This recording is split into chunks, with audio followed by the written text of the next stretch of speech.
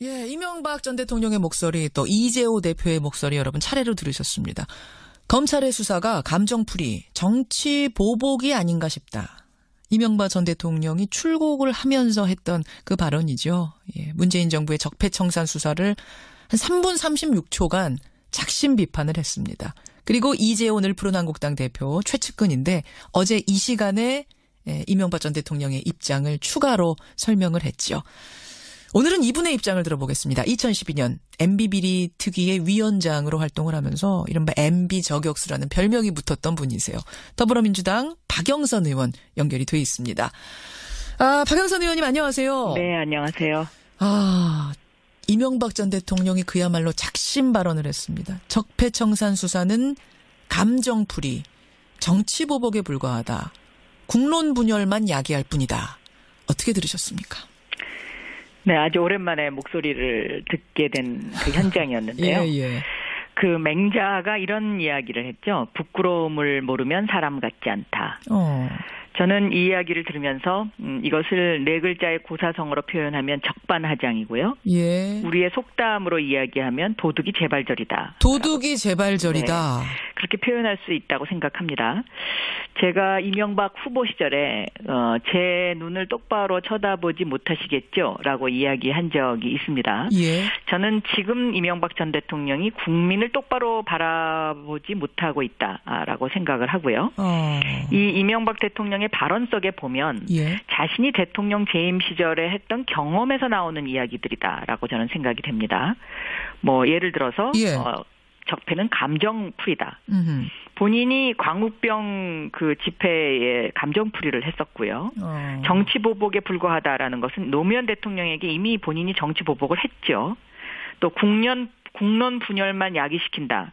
이거는 댓글로 이미 이제 국론을 분열을 시켰습니다. 그러니까 예. 국가 안보를 위해서 써야 될 세금을 정권의 안위를 위해서 썼으니까요. 예. 그렇기 때문에 이 이야기는 제가 보기에는 도둑이 재발절여서 마지막으로 이렇게 왜 그 도둑이 움찔하면서 하는 그런 어떤 이야기가 아닐까 저는 그렇게 생각합니다. 움찔하면서 마지막 최후의 발악 뭐 이런 느낌이라고 보셨어요? 네. 근데 어제 이명박 전 대통령 그제군요. 이명박 전 대통령이 말을 한 후에 이동관 전 청와대 대변인이 이어서 추가 설명을 하면서 이런 말을 했습니다. 네. 군사이버사와 국정원에서 단 댓글이라는 거를 재판을 해보니까 예. 그중에 고작 0.9%만 정치 개입 댓글이었다. 네. 그중에서도 절반만 법원이 받아들였다. 0.45%의 진실이다.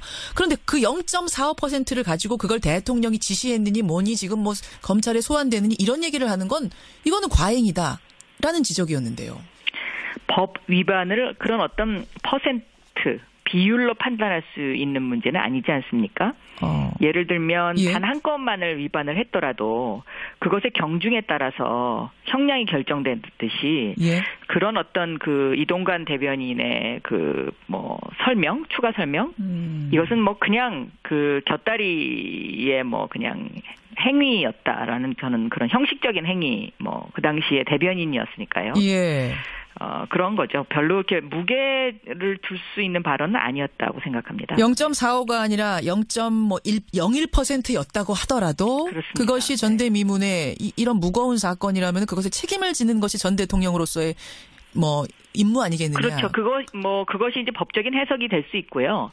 이것을 좀 더 정치적으로 해석한다면 예. 그 당시 재판과 수사가 과연 공정했느냐 이런 부분에 대한 그것도? 이제 그 물음도 충분히 할 수 있는 그런 것이라고 생각합니다. 근데 이 부분에 대해서는 어제 이 시간에 출연한 이재호 대표도 비슷한 얘기를 했어요. 뭐냐면 네. 김관진 당시 장관이 대통령에게 보고하고 지시받았다 이렇게 지금 자백을 했다고 하지 않습니까? 네, 진술했다고. 네. 근데 이 진술을 한 건 대북 사이버전을 해도 되겠습니까? 라고 이 대통령한테 물었더니 대통령이 하라고 했겠지 않느냐. 네. 그걸 가지고 지금 보고하고 지시받았다라고 하는 거지. 이런 정치 개입 댓글을 달아도 되겠습니까? 라고 물은 것에 대해서 그렇게 하라라고 지시했다는 얘기는 아닐 거다. 어떻게 생각하세요? 저는 이 말 자체가 이게 그 팩트에 근거한 이야기가 아니다라고 첫째 보고 있고요. 왜냐하면 대북 사이버전은 하게 돼 있습니다. 예. 그런데 그것을 굳이 대통령한테 대북 사이버전을 해도 되겠습니까?라고 질문했다는 것 자체가 이게 어불성설이다. 저는 그렇게 보고 있습니다. 아마 증원에 대한 얘기인 것 같아요. 인원을 늘려도 되겠습니까?라고 물었더니 이제 그렇게 하라고 했을 거다. 그걸 가지고 지금 김관진 장관이 얘기하는 거다. 그 당시에 대북 사이버전과 관련된 증원은 그게 그 국회에서 예산 과정에서 결정되는 것이지 대통령에게 보고할 사항은 아니었습니다. 그 사이버 그와 관련된 그 예산이 그때 처음 들어갔거든요. 그러니까 이명박 정부 시절에 좀 더 증액해서. 그래서 이것은 대통령에게 보고할 사항이 아니었고요. 특히 이제 제가 생각하기에는 이 대북 사이버전을 해도 되겠습니까라고 대통령에게 만약에 실질적으로 정말로 보고를 했다고 하면 이분들은 대북 사이버전을 한 게 아니고 실제로 대한민국 국민을 상대로 댓글을 달지 않았습니까? 그러니까 그 총뿌리를 어디로 겨누고 있었느냐라는 또 그러한 부분에 대한 그 비판도 저는 달게 받아야 된다라고 생각하고 있습니다. 국가 예산이라는 것이 북한과 관련된 국가의 안보를 지키기 위한 예산이지 대국민을 상대로 해서 댓글 부대를 운영해서 정권의 안위를 지키려고 세금을 쓰라고 국회가 승인해 준 것은 아니거든요. 물론이죠. 물론이죠. 근데 이재호 대표는 이런 얘기했어요. 지금 검찰에서 조사를 할 거다라는 얘기가 많이 나오는데 아마 소환 조사를 할 거다라는 얘기가 나오는데 죄도 없는 사람을 권력의 힘으로 잡아가려고 하는 건 이거 불공정 특권이다. 이명박 전 대통령이 무슨 잡범이냐 이런 불쾌함을 토로했는데 이걸 듣고는 어떠셨어요? 그거는 스스로 그런 자범이라는 단어를 쓴다는 거가 스스로 자기 자신들에 대한 어떤 가치를 그만큼 하락시키는 일인데요. 검찰은 아마 법과 원칙에 따를 것이라고 저는 생각합니다. 그리고 전직 대통령에 대한 소환이기 때문에 더 신중을 기할 것이고요. 네. 소환돼야 된다고 보세요. 어떠세요? 이 정도 사안이면은 전직 대통령인데. 뭐 예를 들면 검찰이 새로운 그 추가적인 어떤 사실을 발견한 것이 증거가 확보가 됐다면 그것은 당연히 소환을 해야 되겠죠. 법에 따라서. 전직 대통령이라도. 그렇습니다. 왜냐하면 지금 뭐 여러 가지 새로운 사실들이 많이 나오고 있기 때문에 저는 여기에 대한 그 소명이 반드시 필요하다라고 저는 보고 있습니다. 알겠습니다. 근데 박 의원께서 최근에 이런 말씀하셨더라고요. 이명박 전 대통령이 박근혜 전 대통령보다 더 나쁜 일을 많이 했다. 아주 지능적으로 했다. 이런 말씀하셨죠. 네, 그렇습니다. 국가의 근간을 흔드는 일들을 너무 많이 했죠. 뭐 예를 들면 청와대 내에서 민간인 사찰을 해놓고 그 민간인 사찰한 자료를 다 없애버렸다든가 예를 들면 민정수석실에서 그래서 아마 전직 법무부 장관들이 지금 굉장히 조용하게 있지 않습니까? 이 법무부 장관들이 상당히 굉장히 떨고 있을 거라고 저는 생각하고요. 왜요? 법을 많이 어겼으니까요. 국가의 근간을 흔드는 일들을 본인들이 직접 알면서 묵인했거나 아니면 뭐 그것을 그 넌지시 뭐 그냥 이렇게 통과시켰다는 그런 그 일들을 했기 때문에 실제로 저는 굉장히 많이 떨고 있을 거라고 생각하고 사석에서 우리가 감옥 갈지도 모른다는 이야기를 하고 계신다는 이야기를 제가 들은 바 있습니다. 이명박 정권 당시 법무부 장관들끼리 만나면? 그렇습니다. 법무부 장관들끼리라기보다는 그 법무부 장관과 관련된 법조계 인사들, 친구분들, 뭐 이런 분들의 전언에 의하면. 당시 법무부 장관이 나 감옥 갈지도 몰라라고 이런 이야기를 사석에서 하더라 걱정을. 그렇습니다. 왜냐하면 정말 실질적으로 법을 너무 많이 어기지 않았습니까? 뭐 예를 들면 간첩 조작 사건도 있었고요. 또 이 지금 국정원의 이 지금 일어나는 그 각종 일들 이런 것에 씨앗을 제공한 정권이죠. 알겠습니다. 알겠습니다. 제가 사실 이 질문을 왜 드렸냐면은 지능적이란 말씀하셨잖아요. 박 의원이. 정두원 전 의원 이분은 MB의 최측근이었다 결별을 한 분인데 이분이 어떤 얘기를 했냐면 MB는 흔적을 남기지 않는 사람이다. 검찰 수사가 쉽지 않을 거다라는 얘기를 했습니다.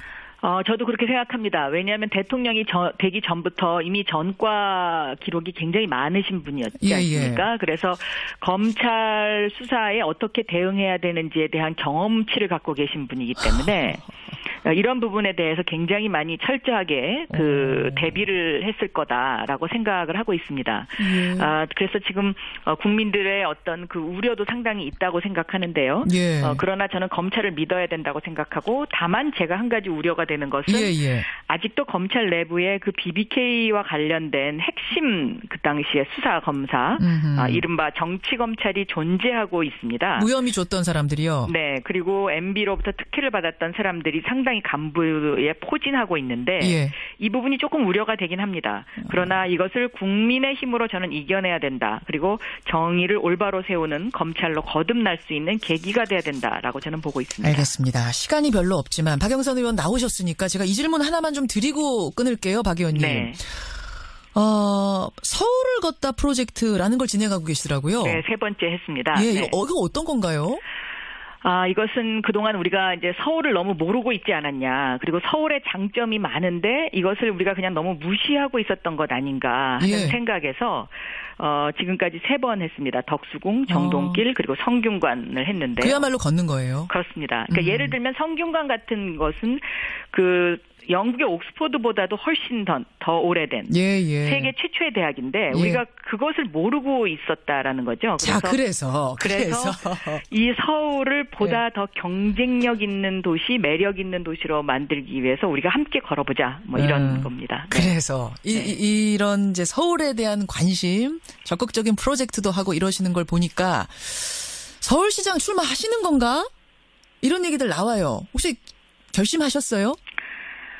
마음의 준비는 하고 있습니다. 아직 뭐 최종적인 결심은 안 했지만 마음의 준비는 하고 있고 또 제가 도시지리학을 전공을 했는데 예를 들면 서울이 이제 그 강북이 궁궐 도시인데 이런 궁궐 도시의 특색을 좀 더 살려서 서울을 뭐 런던이나 뭐 도쿄나 뉴욕보다 더 경쟁력 있는 도시로 만들고 싶다 하는 그러한 어떤 그 소망 같은 것은 있습니다. 그렇군요. 네. 이 마음의 준비는 했다란 말씀은 공식 선언만 안 했지 결심은 했단 말씀이시네요.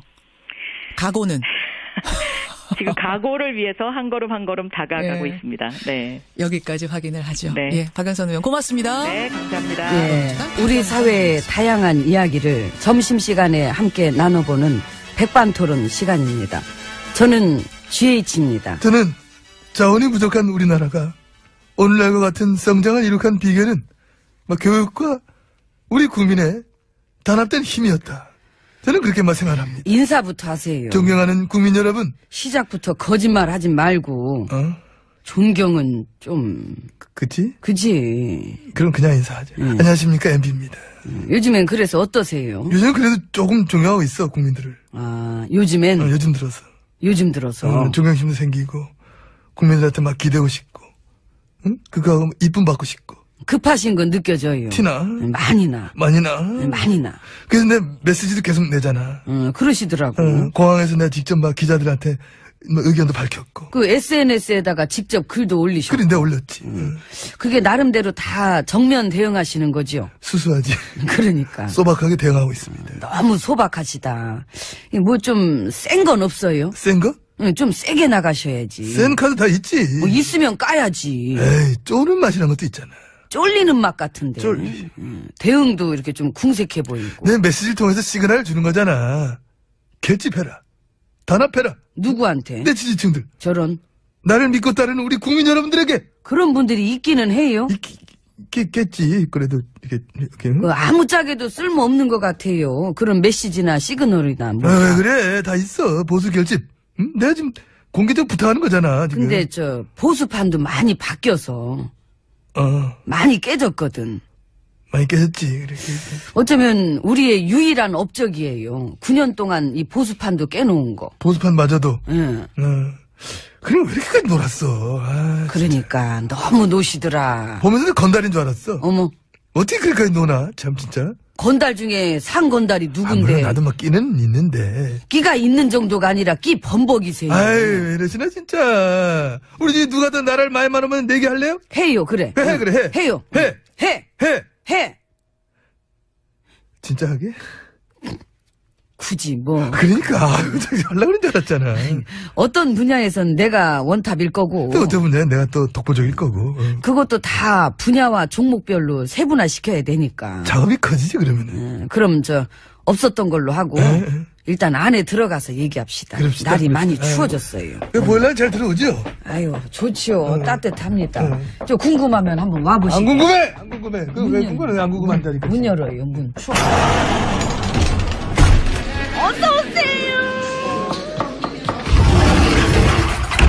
안으로 들어왔습니다. 예. 그 관진 씨가 MB님 지시받고 했다는 식으로 부는 것 같던데. 관진아! 물 건너간 것 같아. 나라 지키는 거는 내를 좀 지켜, 내를! 텄대니까. 아이고. 아유, 참 좋은 친구였는데. 저한테도요. 그러니까.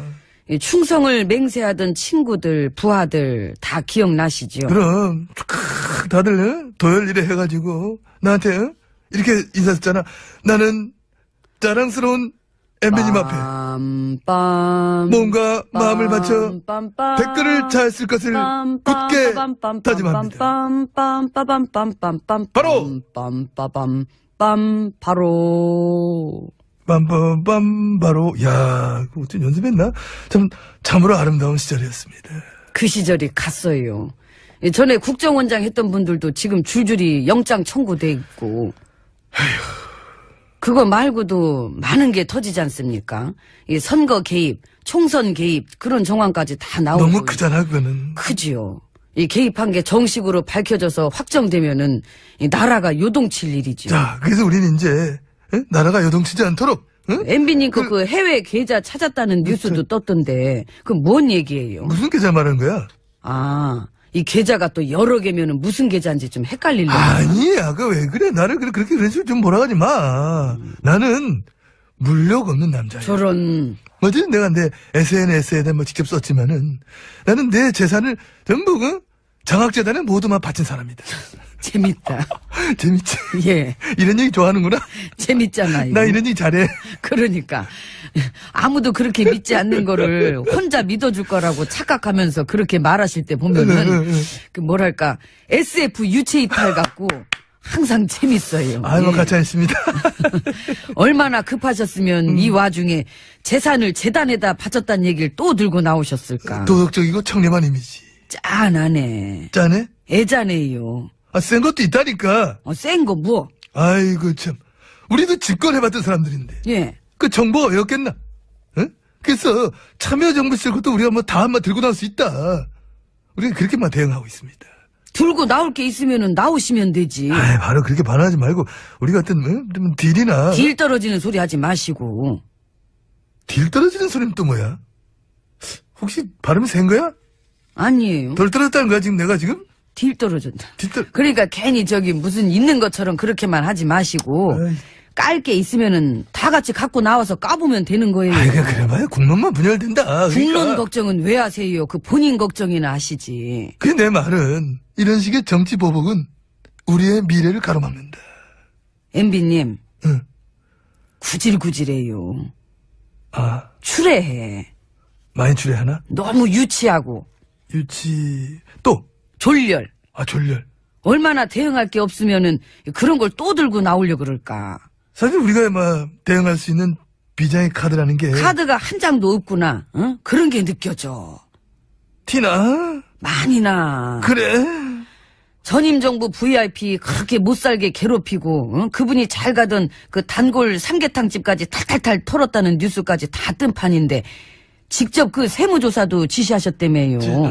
그 정도로 털어놓고 아직까지 뭐가 더 있다고 계속 있는 것처럼 그렇게. 그래서 놀아? 그럼 놀아? 놀기. 아무 대응도 안 하고? 뭐라도 해야 될 거 아니야? 에이, 진짜 지금 죽겠는데 지금. 울면 지는 거예요. 울진 마세요. 뭐라? 아이고, 차라리 얼른 조사나 받으시지. 그냥 에이, 굳이, 진짜, 아이고, 뭘까, 진짜. 가다 또 자빠지고. 아이고, 참. 자빠지고.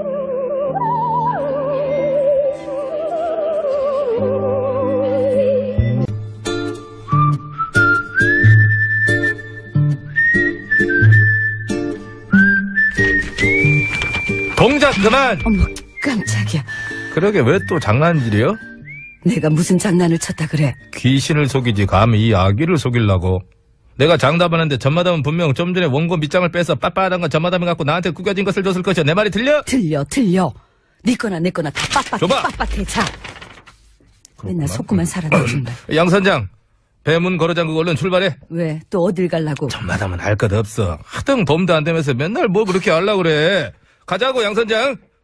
안 가잖아. 그리고 도움이 안 되다니. 이거 왜 이래? 세게 나 쳐. 입에 나온 여자야. 태어나서 지금까지 나오기만 하고 들어간 적은 없는데 알고 있지. 어디까지 나올지 나도 잘 모르겠어. 옆으로 나오더라고, 그래서 옆으로. 조용히 하고. 그러니까 말해봐. 어딜 갈라 그러는지. 그것이 무슨 내용이냐면 잘 들어. 부산시에서 사회 취약계층에 생수를 제공하고 있는데 알고 보니까 그것이 원자력 발전소 인근에서 나오는 물이었다잖아. 뭐? 원자력 발전소? 그래. 그래서 애초부터 인체 유해성 논란이 있었던 물인데 건강에 아무 주장도 없다면서 그냥 막 마시게 했다는 것이요. 세상에. 아니 그렇게 좋으면 지들이나 마시지. 그러니까 내 말이. 그래서 내가 지금부터 가서 그 인간들 그 이기적인 발상의 밑장을 확 다 빼버리려니까 양 선장 뭐하고 있나 빨리 출발하지 않고. 그래 양 선장 출발 좀 해봐. 응? 언제 출발할 거야? 아이고. 따로 준비가 되는 것 같은데 그거는. 그리고 아귀 밑장만 빼가지고 되겠어? 그럼 또 뭘 어째? 뭐 밑장 정도 확 빼버리면 되지. 응? 죽이자. 나 사람이 뭐 그렇게 살벌해? 그렇다고. 살벌하기 죽이자한테 알리자고. 죽이자. 그래. 그 진짜 그렇게 얘기를 하지. 한 번 물면 절대로 안 눈다는 그 죽이자. 그렇지. 그런데 죽이자는 지금 다스 주인분이라 바쁜데 이런 것까지 물 시간이 있을까? 걱정 마. 내가 부탁하면 물어줄 거야. 잠깐 있어봐. 전화 좀 할게. 전화기를 그렇게 들고 던져라 들고.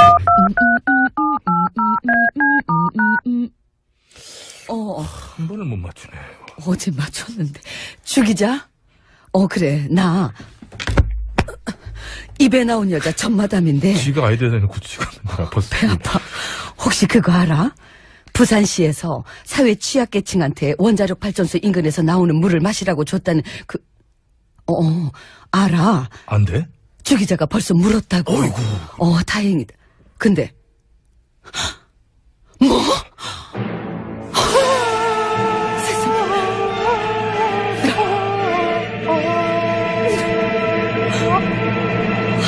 왜? 뭐라는데? 글쎄 주기자 말이 그 인간들이 그 물을 사회 취약계층 중에서도 특히 시각장애인 행사 때 막 나눠줬고 심지어 이 물이 어떻게 만들어진 건지 알리지도 않고 그냥 줬대. 무엇이야? 그것들 진짜로 안 되겠구만. 세상에. 다들 동작 그만. 내가 직접 가서 아주 본때를 보여주려니까. 그래. 양 선장 빨리 배 출발시키고. 출발 좀 전마담 시켜. 뭐해 얼른 CD 밑장 빼서 노래 틀어. 가야 되니까. 무슨 밑장을 빼라는 거야? 아까 양 선장이 만지작거리던 거 있잖아. 그거 쓱 빼갖고 뱃속에 넣었잖아. 빼서 집어넣어 얼른 빨리. 여기 빠졌어. 이 몇 미리짜리인데 빠졌어? 미리 빠졌어 미리. 유미리. 빠져.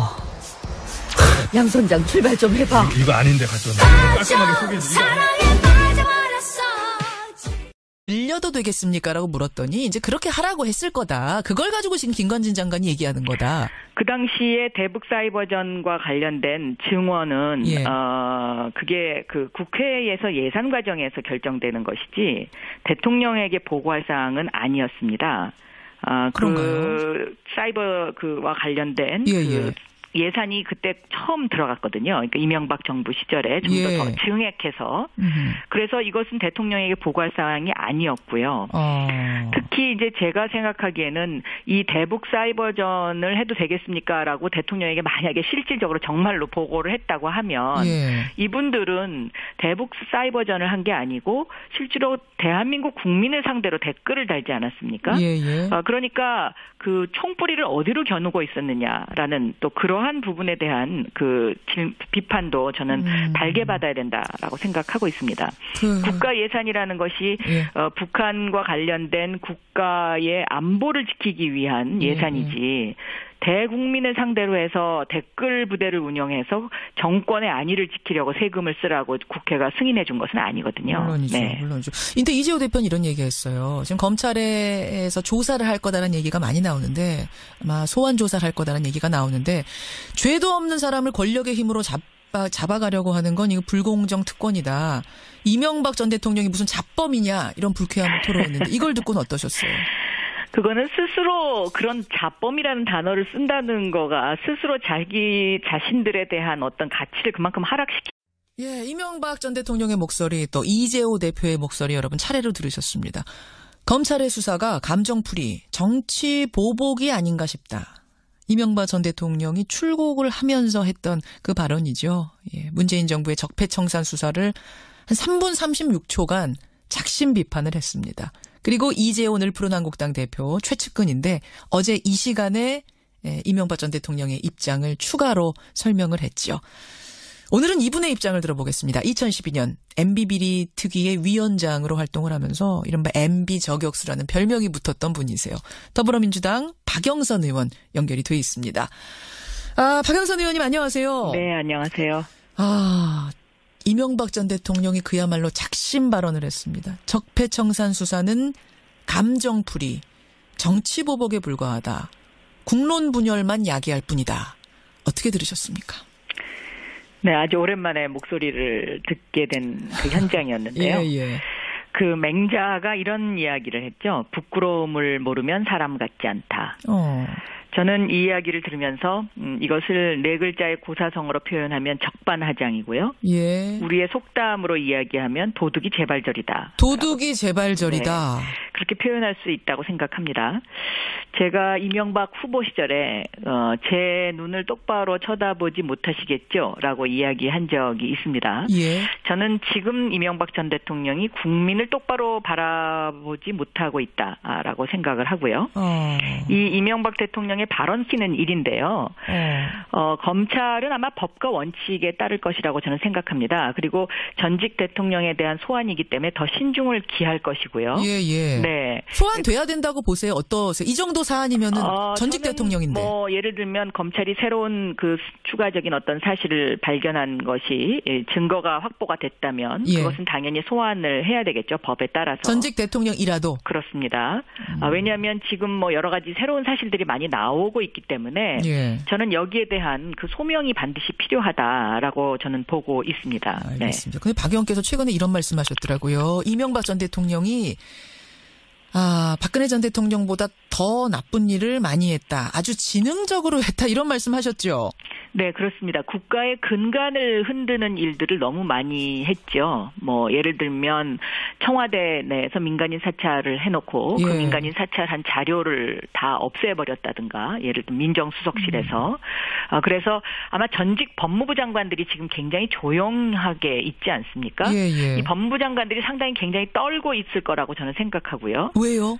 법을 많이 어겼으니까요. 국가의 근간을 흔드는 일들을 본인들이 직접 알면서 묵인했거나 아니면 뭐 그것을 넌지시 뭐 그냥 이렇게 통과시켰다는 그런 그 일들을 했기 때문에 실제로 저는 굉장히 많이 떨고 있을 거라고 생각하고 사석에서 우리가 감옥 갈지도 모른다는 이야기를 하고 계신다는 이야기를 제가 들은 바 있습니다. 이명박 정권 당시 법무부 장관들끼리 만나면? 그렇습니다. 속에 보면 예. 자신이 대통령 재임 시절에 했던 경험에서 나오는 이야기들이다라고 저는 생각이 됩니다. 뭐 예를 들어서 예. 적폐는 감정풀이다. 본인이 광우병 그 집회에 감정풀이를 했었고요. 정치보복에 불과하다라는 것은 노무현 대통령에게 이미 본인이 정치보복을 했죠. 또 국론 분열만 야기시킨다. 이거는 댓글로 이미 이제 국론을 분열을 시켰습니다. 그러니까 예. 국가 안보를 위해서 써야 될 세금을 정권의 안위를 위해서 썼으니까요. 예. 그렇기 때문에 이 이야기는 제가 보기에는 도둑이 재발절여서 마지막으로 이렇게 왜 그 도둑이 움찔하면서 하는 그런 어떤 이야기가 아닐까 저는 그렇게 생각합니다. 움찔하면서 마지막 최후의 발악 뭐 이런 느낌이라고 보셨어요? 네. 근데 어제 이명박 전 대통령 그제군요. 이명박 전 대통령이 말을 한 후에 이동관 전 청와대 대변인이 이어서 추가 설명을 하면서 이런 말을 했습니다. 네. 군사이버사와 국정원에서 단 댓글이라는 거를 재판을 해보니까 그중에 고작 0.9%만 정치 개입 댓글이었다. 네. 그중에서도 절반만 법원이 받아들였다. 0.45%의 진실이다. 그런데 그 0.45%를 가지고 그걸 대통령이 지시했느니 뭐니 지금 뭐 검찰에 소환되느니 이런 얘기를 하는 건 이거는 과잉이다. 라는 지적이었는데요. 법 위반을 그런 어떤 퍼센트 비율로 판단할 수 있는 문제는 아니지 않습니까? 예를 들면 예. 단 한 건만을 위반을 했더라도 그것의 경중에 따라서 형량이 결정되듯이 예. 그런 어떤 그 이동관 대변인의 그 뭐 설명, 추가 설명 이것은 뭐 그냥 그 곁다리의 뭐 그냥 행위였다라는 저는 그런 형식적인 행위 뭐 그 당시에 대변인이었으니까요. 예. 그런 거죠. 별로 이렇게 무게를 둘 수 있는 발언은 아니었다고 생각합니다. 0.45가 아니라 0.01%였다고 하더라도 그렇습니다. 그것이 전대미문의 이런 무거운 사건이라면 그것에 책임을 지는 것이 전 대통령으로서의 뭐 임무 아니겠느냐. 그렇죠. 그것이 이제 법적인 해석이 될 수 있고요. 이것을 좀 더 정치적으로 해석한다면 예. 그 당시 재판과 수사가 과연 공정했느냐 이런 부분에 대한 그것도. 이제 그 물음도 충분히 할 수 있는 그런 것이라고 생각합니다. 근데 이 부분에 대해서는 어제 이 시간에 출연한 이재호 대표도 비슷한 얘기를 했어요. 뭐냐면 네.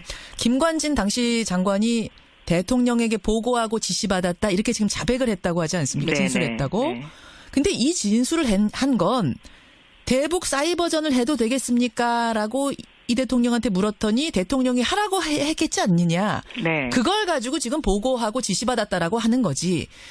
이런 정치 개입 댓글을 달아도 되겠습니까? 라고 물은 것에 대해서 그렇게 하라라고 지시했다는 얘기는 아닐 거다. 어떻게 생각하세요? 저는 이 말 자체가 이게 그 팩트에 근거한 이야기가 아니다라고 첫째 보고 있고요. 왜냐하면 대북 사이버전은 하게 돼 있습니다. 예. 그런데 그것을 굳이 대통령한테 대북 사이버전을 해도 되겠습니까?라고 질문했다는 것 자체가 이게 어불성설이다. 저는 그렇게 보고 있습니다. 아마 증언에 대한 얘기인 것 같아요. 인원을